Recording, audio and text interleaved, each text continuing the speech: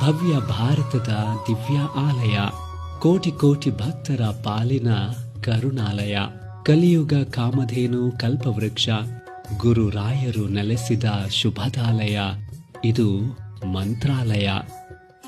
ಗುರು ರಾಘವೇಂದ್ರ ಸ್ವಾಮಿಗಳು ಸಶರೀರರಾಗಿ ಬೃಂದಾವನ ಪ್ರವೇಶ ಮಾಡಿ ಮಂಚಾಲಮ್ಮನ ಮಂಚಾಲೆಯನ್ನ ಮಂತ್ರಾಲಯವನ್ನಾಗಿಸಿ 353 ವರ್ಷಗಳು ಕಳೆದಿವೆ. ರಾಯರ 354ನೇ ಆರಾಧನಾ ಮಹೋತ್ಸವಕ್ಕೆ ಮಂತ್ರಾಲಯ ಮಂದಿರ ಸದ್ಭಕ್ತರನ್ನ ಕೈಬೀಸಿ ಕರೆಯುತ್ತಿದೆ. ಆಗಸ್ಟ್ 8ರಿಂದ 14ರವರೆಗೆ ನಡೆಯುವ ಆರಾಧನಾ ಮಹೋತ್ಸವದಲ್ಲಿ ಆಗಸ್ಟ್ 10ರಂದು ಪೂರ್ವಾರಾಧನಾ, ಆಗಸ್ಟ್ 11ರಂದು ಮಧ್ಯಾರಾಧನಾ, ಆಗಸ್ಟ್ 12ರಂದು ಉತ್ತರಾರಾಧನಾ ನಡೆಯಲಿದೆ.